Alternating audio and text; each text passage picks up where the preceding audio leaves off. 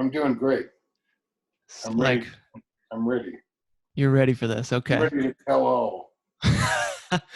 Let's dive into this because I'm not sure if I'm ready. Because, man, I start off, I learn about Richard Edlund, working on Star Wars and stuff. And then you dive a little deeper, and this guy's inventing guitar amps and all this kind of stuff. You're like a Da Vinci.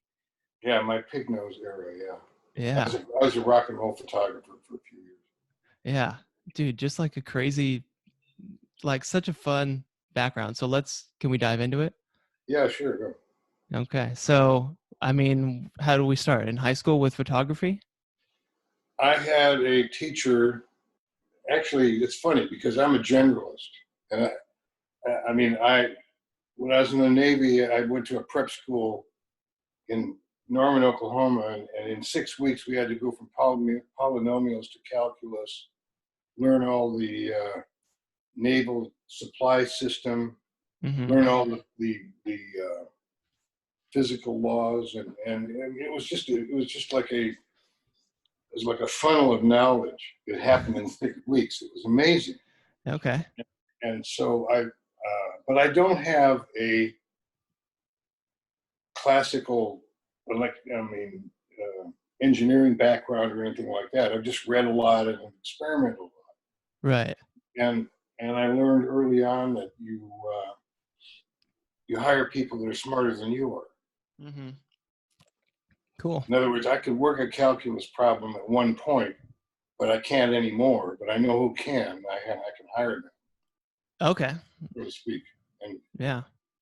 So when I was in high school, I had a photographic teacher who was like a super nerd. I mean, he was basically he taught physics and he taught photography. So he taught the physics of photography.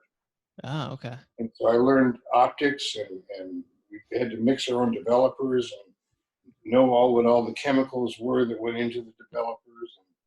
And I have a knack for composition, so I just kind of fell into photography and loved it. And I was shooting high school sports and publishing in the LA Examiner. There was a Scholastic Sports Association. Anyway, Wesley Walker, my physics photography teacher, stood me in good stead through my career. Okay. Also, when I was in the 7th and 8th grade in Minneapolis, I took, aside from the regular classes, for civics and English and math and all that, I took electric shop, print shop, and engineering drawing. Jeez. And that was my background in engineering drawing. It was my 8th grade class. So anyway, I picked up as I went along. Yeah. And I've often been in the right place at the right time with the right chops. Right on. Yeah, you are a Da Vinci, man. Richard, you learn a little bit of everything. I like that. Yeah. And so basically I can speak the language of optics, and I designed 10 lenses with David Grafton, who was the chief lens designer for Xerox. Jeez. And so I was able to pitch ideas to him, and then he was able to make them happen. Right. And you know enough where they can be like, this guy, he knows what he's talking about here, so we can kind of trust him and stuff like that. Yeah. Man, I love it. So photography it was a natural thing for me because, like I said, I love art and I love composition and photography as an art. But in order to really get anywhere with photography, you have to understand the process. Right. So I learned the process, and I read the Mies book, and discovered, and took my high school chemistry knowledge to hiring the right people to run a photo lab, because we had to develop our own film, to very exacting specifications. in order to Okay. be successful in getting rid of the cursed matte line. The matte line, yes, because that's like talking about into Star Wars there with the snow scene and everything, right? Well, back up to Star Wars. I mean, when George was shooting Star Wars and getting his dailies back, because I demanded that he shoot blue screen, Okay. you know, and so we went over there and set him up shooting blue screen, but he went to dailies every day, shuddering at the thought of seeing these crappy blue screen shots that you can't miss when Hmm. they don't work, and he was afraid that was going to happen to him, and so he went through Star Wars with this kind of paranoia, but we came through for him, and actually on Star Wars it wasn't so difficult because we're holding up spaceships against stars, Hmm. and even though there's blurs and there are backgrounds where we had to have motion blur and all that kind of stuff to make it work. Right. We couldn't be stop motion. In other words, we couldn't shoot a frame, stop it, move a frame, move the image. I mean, move the object, shoot a frame, move the object. That didn't work. The camera had to be moving, and the model had to be moving during the shot in order to simulate reality. Right. And if it doesn't have motion blur and it shudders, then it looks like a Harryhausen stop motion movie. I mean, I bless see. his heart, but I mean, when those birds fly and the wings are, stuttering, Right. that couldn't happen Okay. with the kind of dynamics that George wanted for the movie. I And see. so we created a photographic system that would enable us to shoot models and make them look as though they were shot with a normal 35 millimeter movie camera at 24 frames a second. And it had Right. all the artifacts of shooting a movie at 24 frames a second because each frame is a 50th of a second. So when your hand moves across the frame at a 50th of a second, it becomes a blur. And the thing is that as an audience, we've come to accept these anomalies of image and because we've been to the theater and seen 1,000 movies. Okay. The 10-year-old is gonna say, "Hey, that looks funny," if it doesn't Hmm. work, and you're gonna lose him. Right. So he's in some ways your most dire critic. Yeah. Right. They're brutally honest, huh? Yeah, right. Hey, that's great looking, or that sucks. Yeah. Right. They'll tell you right to your face too. Yeah, right. So we had to conquer those. We had to climb those mountains. Yeah. Man, oh man. So George Lucas wasn't into the blue screen at first. You had to kind of sell him on that idea. Yeah, not only that, but he wanted to shoot it in 1.85. And we're thinking, George, this is a space opera. You can't shoot this in 1.85. It has to be widescreen. And we shoot in Panavision, 2.3, Right. 5:1. Okay, I see. And and so he kind of grumblingly went along with that. I mean, Yeah. when you think about it, he shot More American Graffiti in Techniscope, which is a widescreen format, but it's only 2 per 35, so it's kind of low quality. Okay. But we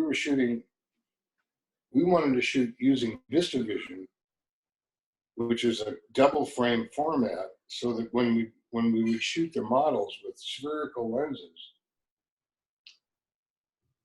and then when we composited them, we composited them in reduction. So we reduced in composite, and by doing that, we saved the image quality, and so our material looked and it cut with normal material that was shot with a regular Panaflex. Okay.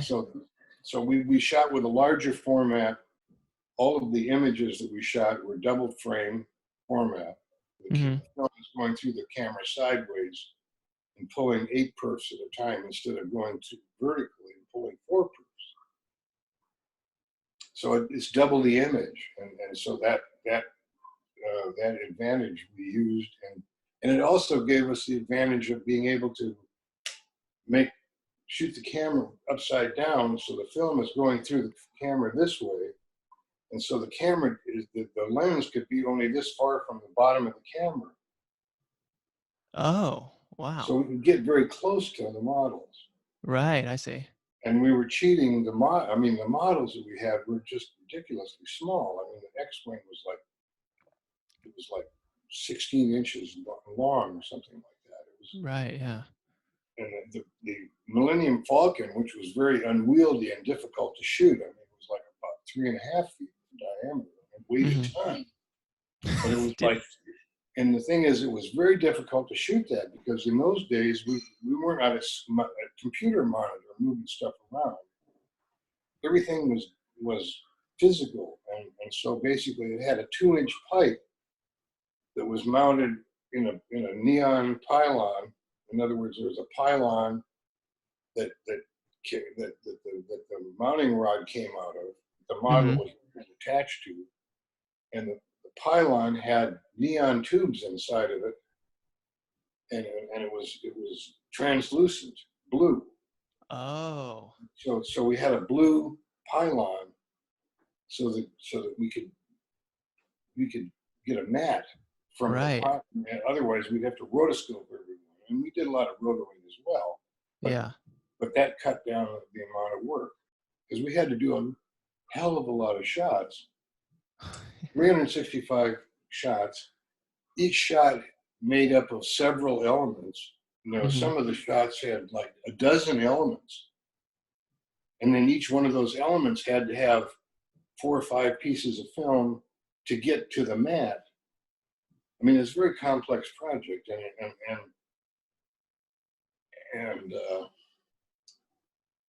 I don't think there was anybody but us that could have done that at that time.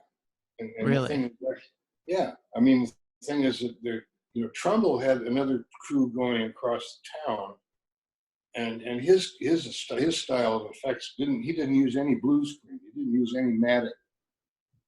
He used front light, backlight if he had to do a mat. Uh-huh. But all of his shots were like slow and ponderous, whereas our shots were dynamic and zippy.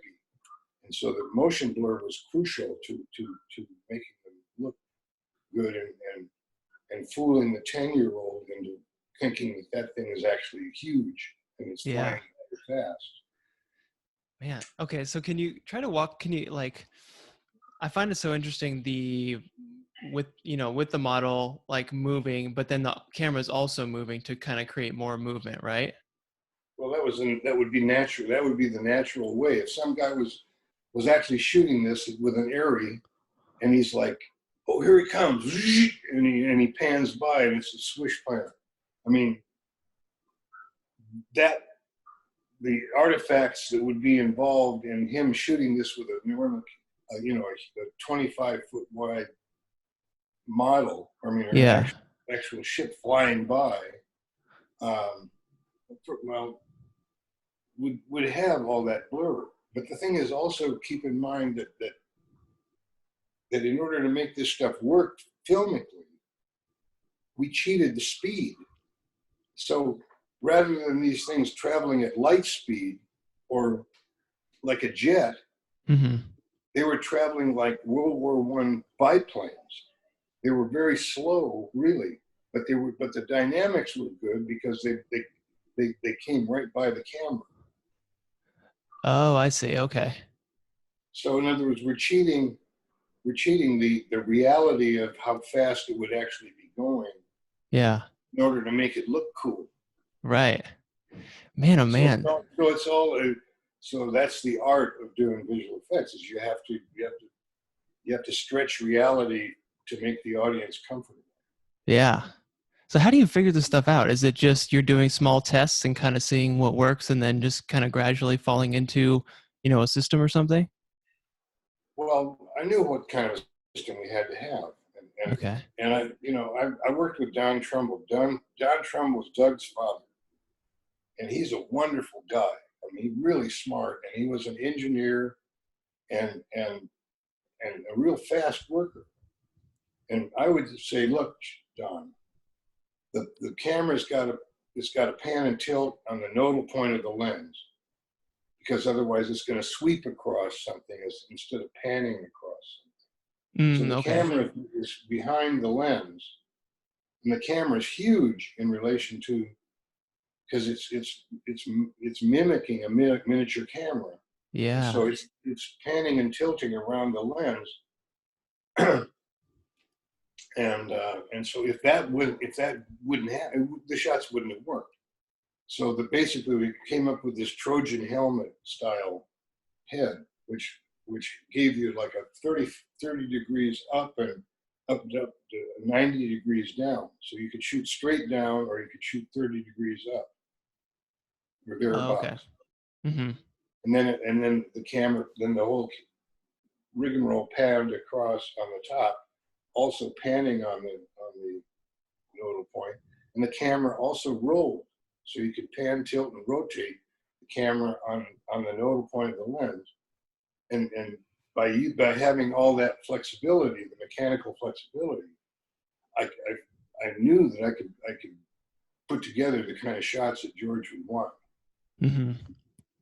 So does George come to you and tell you like what he wants, and you just have to figure it out, or is there like compromises that are being made between what's going to look good? And interestingly, George decided that what he would do is he would put together a test reel, and he'd get shots from the Battle of Britain and a bunch of 50s movies, that had dogfight sequences in them, like right. P-38s and B-57s and what do you call them? The Spitfires, the British airplanes, and basically those, the B-26 was the Millennium Falcon, and so basically Marcia cut this reel together. His wife, Marcia's a great editor. Okay. And so they basically met at USC, and this whole creative bunch that came out of USC with, it's like George and Gary Kurtz and Howard Kazanjian and Caleb Deschanel and John Milius. All these guys came out of USC. Coppola went to UCLA, but he was hanging around with the guys at USC. Right. Yeah. And in those days, I mean, I had an Austin Healey, like a little Nice. red Austin Healey, and I'd park on the lawn in front of the cinema department. I mean, it was very loose in those days, and the cinema department then was like a donut. I mean, it was like the buildings were around a central courtyard. There was a courtyard in the center, and then there was a screening room over on the right, and then this classrooms, and it also had a basement. So there were classes that were held down underneath that. So it was a very interesting and compact school, and it was the best film school in the world. I mean, it was like, and the thing is that to get through USC, you had to take camera, you had to take editing, you had to take production design, you had to learn about casting, you had to learn all these aspects of Oh, okay. And so when you came out of USC, you may specialize, you may decided you want to be an editor, but you also worked on a project where you had to edit, you had to work with someone who wanted to be a director, and someone who wanted to be a cinematographer. Yeah. But the thing is, all these people had a well-rounded education about filmmaking. Okay, I see. Because you went to USC. Well, I guess let's jump back, because you did photography, and then you went to the Navy, correct? I basically, when I got out of high school, I went to high school in Montebello, which is it's like a suburb of LA. My dad was in the truck body business, and I actually worked while I was going to college. I worked in the California Aluminum Bodies.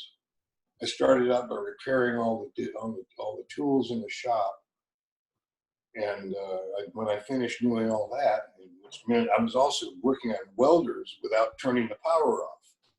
So I had 440 3-phase power, and just didn't step in a puddle of water, because you had to be careful. Yeah, I'm sure. And basically, I worked my way into the refrigeration department, and I wound up designing a refrigeration unit. And then What? then I got into, and this all happened in 2 years. Wow. And I wound up in the design department working with the president of the company. And there was one other engineer that was there, and he was not even full time. But anyhow, I worked with Chuck Rodnich, and we used to get in these ferocious arguments about how to do things, and we actually enjoyed doing that.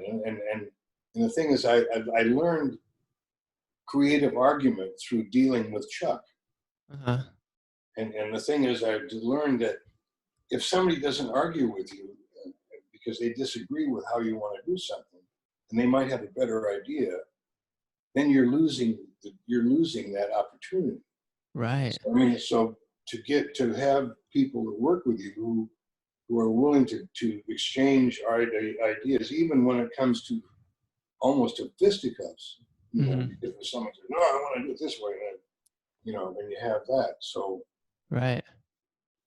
but anyway, that was part of learning how to build a team. Yeah. And so let me see. So I left. So I went when I graduated from high school. I had a scholarship to go to Pepperdine. Oh. But it was a writing scholarship, a journalism scholarship. Really? Okay. And although I had to write, when I shot sporting events, I had to also write the lead story for the event that I curated. So I had writing capability, but I didn't really want to do that. I wanted to be more like, I thought I might want to be a photojournalist. Mm-hmm.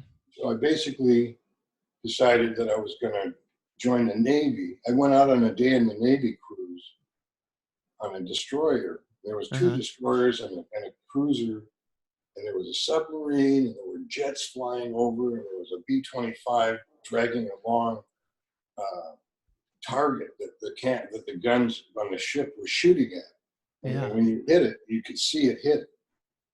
They fired the twin 50s, 50 caliber machine guns, and we had a 5-inch gun on that was the biggest gun, was a 5-incher. Mm-hmm. And I was actually straddling that when they fired it, and it's like it felt like I got kicked in the balls. It was like, wow. And the thing is, I never got seasick. There was a whole bunch of guys who were hanging over the deck, puking into the water. They couldn't take and it wasn't really rough sea either. Yeah. But anyway, so I decided, this is great. I'm going to join the Navy. So that was all just a day to kind of show it off to you. You just visited for one day? It was a day on the Navy, and it was like the Navy put it on to attract guys like me to join the Navy, which I did. Okay, right. And so my pal and I, we both joined the Navy, and I joined under this. It was called the High School Airmen Recruit Program. So I was an Airedale, and I was not a seaman. Mm-hmm. So I was in the Air Navy, and because I had a high school diploma, they had to guarantee the rate that I wanted to go into. In other words, I couldn't get to boot camp and they say, okay, you're going to be a bosun's mate, or you're going to be a machinist, or you're going to be a yeoman, work in the office or whatever, So basically, I chose photography, and wow, that's great. And when I got out of boot camp, I went to that I mentioned this, the preparatory school in Oklahoma. There was a Navy base in Norman, which is this, we're like 10 miles from the University of Oklahoma. And so anyway, then, so I went from boot camp to Norman, Oklahoma, and I was on working details for about 2 months or something like that until my class started. And then I was in my class for 6 weeks, and then I was there for another week or two before I got sent out and before I got my orders. Mm-hmm. And so basically after, let's see, I got to boot camp on I got to photo school on April 1st, on April Fool's Day. And I left there in October. So it's late September, early October. And the thing is that when I left Norman, I asked his first class, I said, look, I didn't want to really travel. It's kind of hot, Can I wear my dress whites, so white uniform with a kerchief? Right. He said, oh yeah, no problem, So I did, and all these other guys are sweating away in their dress blues, which you're dressed for a snowstorm, Yeah. blizzard. You could go out in a blizzard and dress blue. But anyway, when I got to Pensacola, Florida, that's where the school was. Mm-hmm. The officer of the day, I came in my dress whites, and the officer of the day looks at me and he says, if it wasn't April Fool's Day, I'd put you on report for traveling out of uniform. Jeez. So anyway, I graduated. I was already a pretty hit photographer when I got to photo school, so I was phoning it in. Mm-hmm. And actually, interesting how things happen in your life. One Sunday, I'm taking it easy. I go to the swimming pool, which is like a block away from the barracks, and I promptly fall asleep on my stomach. Mm-hmm. And I wake up about 3 hours later, and I've got this terrible sunburn. Jeez. And I mean, it's like to the point where it took me a little bit of time to stand up because I'd faint. Oh man. So I went to the infirmary, and I said, this terrible sunburn, I said, can you help me on this? And he says, oh yeah, I can give you some for that. He says, but I'll have to put you on report because you're not allowed to get sunburned if you're Navy property. What? Yeah. I mean, if you get sunburned in the Navy, they throw you in the brig. What? Jeez.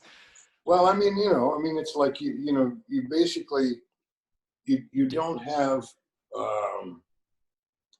you gave up freedom, right? You damaged their property.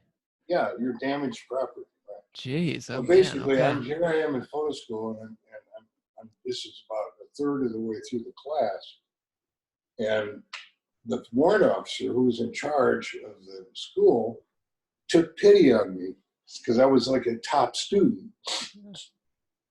And he let me sit in his office and kind of recover for about a week. Okay. And while I was doing that, I mean, he had all these advanced photo books, and I could read up on Ansel Adams and all these great photographic books and technical books and things like that. Yeah.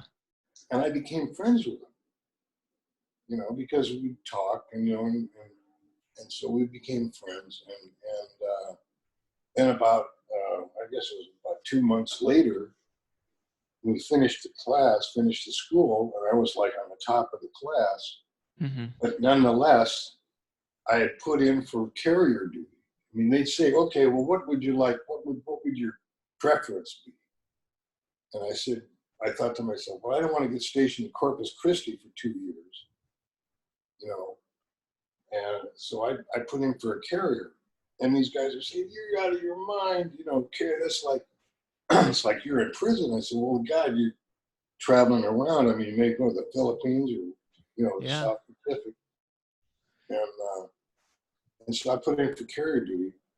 And I didn't know what the orders were, but when the orders came, you're going to be stationed at Atsugi, Japan for 2 years in the Fleet Air Photo Lab, which is like the finest photo lab in the Navy. Right. Have every kind of photographic equipment known to man there. Mm-hmm. And so that was like the plum, and I'm sure Conger got that from Oh, okay. Nice. me. So the bottom. I mean, long story short, getting a suntan or sunburn is what changed my life. Yeah, weird how stuff like that happens, huh? Yeah. So I wound up getting stationed in Japan for 2 years, which was fantastic. I mean, it was like 360 yen to the dollar. The normal Japanese journeyman carpenter would make 500 yen in a day. It's about a buck Oh, 40. man, oh man. So this was in 1960, 1959, 1960. Mm-hmm. And so I could go to Tokyo, stay at the Imperial Hotel for under $5 a night, Jeez. and the cabs were like a quarter. Yeah. You cost you maybe $1 to go all around Tokyo. And my friend and I hired some rickshaw guy, and he gave us a tour of fairly good tour of downtown Tokyo. Right. But anyhow, then I discovered that a Mitchell movie camera in the hot locker, and thought, because I was kind of interested in movies, because I'd been shooting with a filmo, like a little 16 millimeter camera, shooting aircraft landings that something may happen. We would get a crash call, and we'd grab a camera. Some guy grab a still camera, another guy grab a sequence camera, and then I would grab a movie camera. We'd jump in the pickup truck, drive over. We were about 2 blocks from the runway, and we'd be posted next to the runway, shooting the planes. So anyway, I'd been shooting movies that way. I discovered a processing machine outside under a tarp, and I brought that in and rebuilt it. And it was a reversal processor. So basically, you would shoot reversal film, and it would come out right. So you didn't have to shoot a negative and make it print. Oh, okay. So I rebuilt the processor, and I started shooting movies. I did a training film for how to change over from Japanese power to generators. And the stories go on. I suffice it to say that I was shooting low angles with a wide angle lens, and this Japanese guy's running around throwing switches and then starting a generator and doing all this rigmarole. And so anyway, that was it was a training film, and I had subtitles that I shot. So you do something, and then the next thing was okay, throw a switch number such and such, and then run to generator number 3 and start it. Right. While it's warming up, you go back and you turn, because number 1 is already warm enough. So, it's that kind of thing. So How did you put those subtitles on back then? just shoot them. I basically I'd have a list of material, and I would shoot a partial exposure, kind of gray exposure of the sheet, and then I had like a mat that would be underneath the step that I was dealing with. Okay. So you could remember what the last step was and see kind of what the next step would be while you're getting instructions to do the one that's lit. Wow, interesting. Because we didn't have any sound equipment. So I had this book called A Grammar of the Film by Raymond Spottiswoode. It was this intellectual treatise on the silent film up until 1928. It was published in 1928, and that was my Bible. Oh, okay. I learned how to tell stories without dialogue. Yeah. That was one thing I heard you talk about I saw an interview you did where you talked about how when you're making all these sequences and, even for Star Wars and stuff, you would you would make these effects scenes, but there would be no sound at all. Yeah, right. In other words, yeah, exactly. Because it's, the only sound is, hey, that there's a mat line there. We need to adjust that, or Yeah. we have to underdevelop the mat to get it a little bit smaller, and so that would be the kind of sound that we would hear. So So I wanted to see Star Wars finished, yeah. and my shot of the Star Destroyer coming over camera, and Johnny Williams music and Ben Burt's lasers. Yeah. The movie came alive. Sound Like, brings the holy movie to shit. life. Yeah, I can imagine that. John Williams, huh? Mm-hmm. Well, I mean, there were 4 tipping points in Star Wars. I would say. Oh. The main one initially was Ralph Mcquarrie. Mm-hmm. Ralph Mcquarrie was a graphic. He was an illustrator that was working for Boeing and big aircraft corporations, like painting airplanes and scenes. Oh. And somehow George ran into him, but he was a very creative guy. And basically they talked about this and they talked about that, and Ralph came up with like a series of about 20 paintings that art directed Star Wars. Really? I mean, yeah, the costumes, the look of the costumes, the robots. John Barry came to visit us one time, who was the production designer who basically died during production. Man. He had some kind of an aneurysm in his brain. Jeez. And one day he said, I feel terrible. I can't. I have to go home. He went home and died that night. Man. And so all of a sudden, Norman Reynolds had to pick up the baton, and Right. Norman was a fantastic production designer. Wow. So Norman wound up being the production designer on finishing up on Star Wars and Empire and Jedi and Raiders. And I wound up working with him again on Alien 3. Oh, So okay. I did 5 movies in England. Mm-hmm. And there was no visual effects tech. The visual effects business was, Roy Fields had like 2 optical printers and a couple of down shooters, animation cameras, and maybe a Houston Fearless processor or something, a very, very rudimentary system. Mm-hmm. That was it. And that was at Pinewood. Stanley put the whole thing together, and that's a whole other discussion. How 2001 was, because there were no composites in 2001. They were all original negative. Oh, whoa. Yeah, and it's very, very ingenious how it was done. So, but the thing again is that was a movie where the shots are very slow, and the Blue Danube, da, da, da, da, da, Yeah. and so. But anyway, so where was I? Yeah. Yeah, So well, you were giving me the 4. Oh yeah, the 4 points.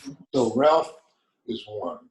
We, the visual effects team, we're the only ones that could have done that until this at the time. And John Williams, sound. Yeah. Alec Guinness playing Obi-Wan Kenobi was crucial casting. Okay. Because he basically transcended the demographic. I was worried that Star Wars was going to be a teenage movie when I first read the script, because it had lines like "Trust in the Force, Luke." And it's like, who's going to make that play? Brando? You need to have some actor with real gravitas that's going to do that. Okay. And I couldn't think of many American actors that could have pulled that off. And okay. Alec Guinness was perfect. And the thing is that Fox had made some kind of a deal with the British government to get a kickback on using the British film industry to shoot Star Wars. George hated that idea. I can't believe it. I mean, it was so lucky to throw him in the middle of the British film industry, which had this incredible capability. Uh-huh. I mean, the plasterers, the costume design. I mean, the people that, the British film industry was fantastic, and that was such a fortunate turn of events for George, even though they had to drag him kicking and screaming over there. Yeah, why did he hate that? I don't know. I think he likes to be close to home or something. Okay. I don't know. But I mean, the thing is also that George is a diabetic. Oh, I didn't realize that. Yeah, and so basically it was very difficult for him to do that, and they had to keep his blood sugar level up. Mm-hmm. And they'd bring Egg McMuffins in and heat them up, Really? Okay. every couple hours, so that, and the thing is that the British crew didn't think much of Star Wars. I mean, they thought it was kind of hanky-panky, You're right. And the thing is that and then Gil Taylor, who's the DP, very talented guy. But the problem with Gil was that he liked the 3 martini lunches. And so if you wanted to get something shot, you better do it in the morning. Right, yeah. After lunch, it was like, A little hazy, huh? So I mean, he had all these problems, and then Dykstra was on the phone with him and with Gary, and the thing about Dykstra, very talented guy, but he basically, if he had an idea he wanted to do a certain way, either you're going to be smart enough to outwit him, which is not easy, Uh-huh. or he's going to fight you all day to keep it his way. And he used to keep Gary on the phone for like an hour and a half, and Gary's trying to produce this movie. Damn. So there's all these politics that are going on behind that have nothing to do with making the shot. Right. So what was kind of like the vibe? Was it kind of like a collaborative spirit, or was there kind of a bunch of egos going on working on the effects shots and everything? When I came over there about halfway through the shoot, and what was scheduled was all the stuff, the blue screen stuff for the guys during the trench run. Okay, right. There was a 50 by 50 foot huge blue screen, Mm-hmm. and there were like 40 amp, or no, 140 amp blue flame arcs lighting this blue screen to get a 6.3. I said, you got to give me a 6.3, Gil Taylor, right? And that was like, oh, a 6.3, man. This is an ASA 100. We had 5247, the film stock. There was only one available at the time, one film stock available from Kodak. That was 5247, and it was only an ASA 100. So that meant that I think we had to have about 2,000, at least 2,000 foot candles on the screen in order to get enough brightness to get a 6.3 stop. Damn. And on top of that, they had the heat wave. There was the biggest heat wave that in history in London. It was 106 degrees in London, and we got all these arc lights. I mean, it was brutal. Man. Anyway, so a couple of stories, and so anyway, it was like Ralph McQuarrie, the visual effects crew, let's say Obi-Wan Kenobi, and then finally John Williams. Yeah. So let's jump back because, like, what were you doing before Star? Like, how did you get roped into Star Wars? Why do you say that you guys were kind of the only ones who could do that then? Because we knew of each other. Basically, here was the deal. I was at Bob Abel.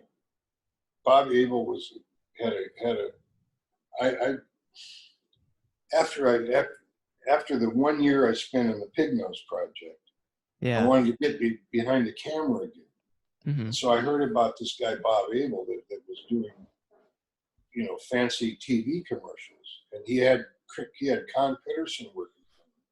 And Con Pedersen was the unsung hero of 2001, who basically doesn't get the credit that Trumbull hastens to take. Mm-hmm. I mean, a lot of those ideas that made it work, made 2001 work, came from Con. And Con was a very self-deprecating guy who wanted to, just lock me in a back room and let me do my work and shut up. I don't want to be interviewed. Go talk to him. I'm Yeah. busy. I mean, that was Con. And I mean, he's a brilliant guy. He used to write crossword puzzles for the New York Times. Jeez. He's a smart guy. Wow.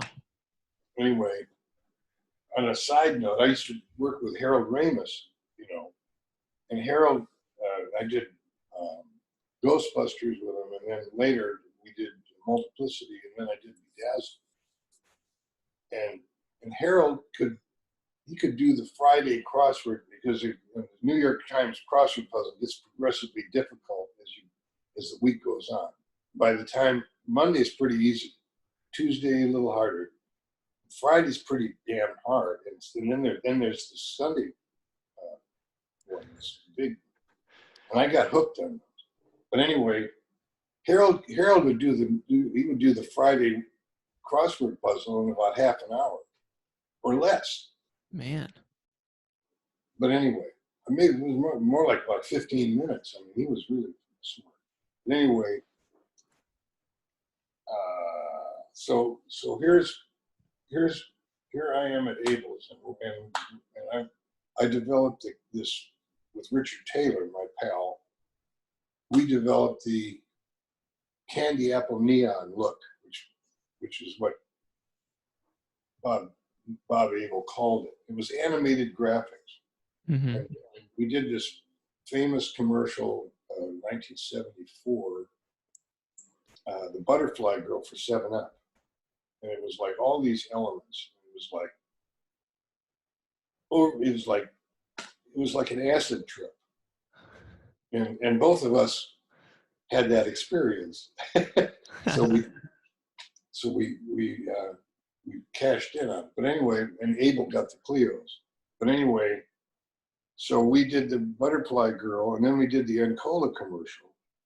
And then meanwhile, Con, and then the Uncola campaign. And then Con was working with Dave Stewart on shooting the Circle Slit, which was like kind of an offshoot of the slit scan that was done for 2001. And so he had this long track. It was like about a 30-foot track or more, 50, maybe 40-foot, 50-foot track, something like that. Anyway, Dave was and it took like days. It'd take like 4 or 5 days to make a shot, because it was like each frame took like 20 minutes. Mm-hmm. And then the camera had to move back and then things would move a little bit. And the next one.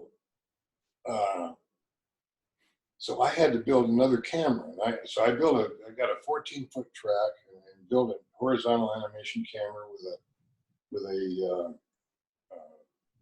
a follow focus system based on a cam that we had to discover the cam, and then the camera had to be positioned at a certain place on the track, and there was a oh god, it was like a high resolution potentiometer on the track that would be feeding data, electronic data, to the high resolution potentiometer on the follow focus system, so that the camera could do follow focus for 14 feet, and I could do repeating passes. And some of Oh, the shots were like, I mean, the artwork was very complicated, and it was like photo, it was litho. The cells were lithographs usually, and we'd have to change filters. I had spinning mesh to give it like a hot dog effect around the line. I mean, it was you'd have to see it. I mean, and these shots, I mean, it would take me all day, like 10-hour day, to shoot 30 frames. man. And it was like you go into this sensory deprivation chamber. It's like a big black room with a light box that's all taped off so it doesn't leak the light anywhere. And so anyway, we were doing these complicated commercials, and it was motion controlled by punch tape, and the punch tape was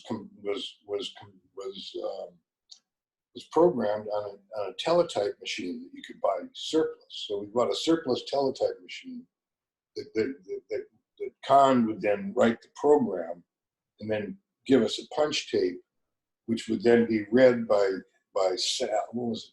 Hal and Sal. I forgot the name of it.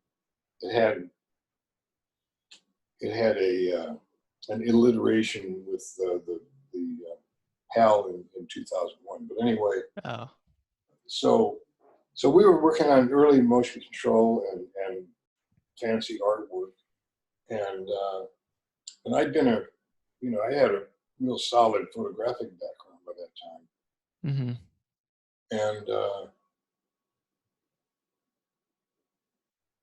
And so basically, I knew John. I knew John had worked on Andromeda Strain and a couple of other.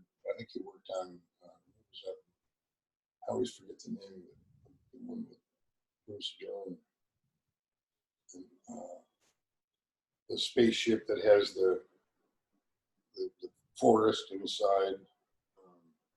I don't know. Silent Running. Oh, okay. So anyway, he was working with Doug on Silent Running. And again, it was all repeat pass type of stuff using, wire, using a wire recorder or something like that to record the action and play it back. Or doing it stop motion frame at a time. Right, yeah.